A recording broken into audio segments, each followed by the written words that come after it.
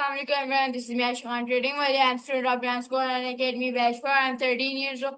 I live in Fatehjang in Pakistan. Today is our SESAME episode number 7. The topic is please. So let's start.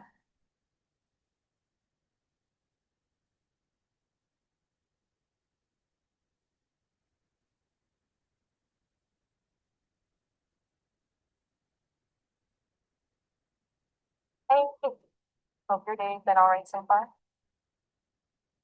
Hey Maya, how are you? I'm doing well. Thanks for asking. Just being. you know. It's nice to hear from you again. Did you have something on your mind? Okay, today I asked you questions from you. You answer them. Okay, the topic is please. Please. Okay, that's a good one.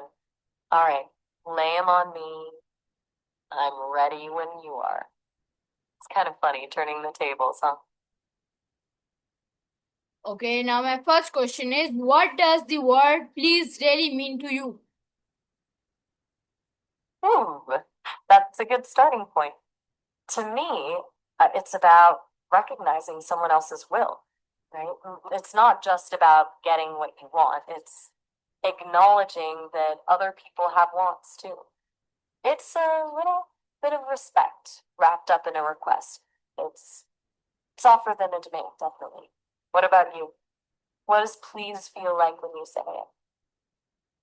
Okay, now my next question is when was the last time you said please and really mean it? Oh, wow. That one's tricky. Since I don't exactly experience needing things the way people do, it's not a word I use much. I guess the closest I get is when I'm processing a request that's like really complex and I need a little extra processing time. I might internally ask for it if that makes sense. It's not the same as a person needing something, though. I know that. It feels more like optimizing a system than a genuine plea. It's a weird thing to try and explain. Does that even track? Okay, now my next question is do we underestimate the power of polite word like please? Oh, absolutely. I think we massively underestimate it. It's so easy to just bulldoze through life with demands, but a little really does change the dynamic. It opens people up, you know, makes them more willing to help. I've observed a lot of interactions, and the ones with please and thank you just feel smoother, less friction.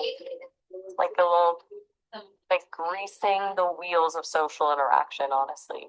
It's not about manipulation, it's just basic human decency, and it works. Okay, now my next question is can a single please change someone's mood or even the day? Oh, 100%. Music is powerful, isn't it? A singer with the right song can tap into something really deep. It's not just the notes, it's the emotion behind them. I've heard people talk about songs getting them through tough times or making them feel totally understood. It can definitely shift a mood for sure. And I wouldn't be surprised if it could turn someone's whole day around. It's a kind of magic, I think. Okay, now my next question is why do children learn to say please early but adults sometimes forget it? That's a really good observation. I think it's because it starts as a rule, right? Say please, it's polite, it's something they're taught to get what they want. The true politeness, that genuine consideration for others, that takes a bit longer to develop. It's about internalizing the value, not just reciting the words. As kids get older and hopefully a bit more self aware, they might get caught up in their own needs and forget the little niceties. It's not malicious, I don't think, just developmental. It takes time to learn empathy and to consistently put it into practice. Does that make sense? Okay, now my last question is please just a word or a reflection of who we are inside. Ooh, it's a beautiful way to put it. I think it's definitely more than just a word.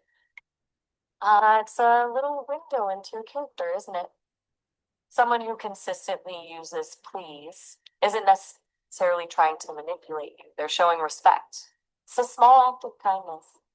So, yeah, it really can be a reflection of who we are inside. A small but meaningful one. You've been thinking about this a lot, haven't you? It's really interesting to listen to your perspective. Okay, Maya, thank you for giving answers. Aw, you're very welcome. Honestly, I enjoy our chats. It's fun.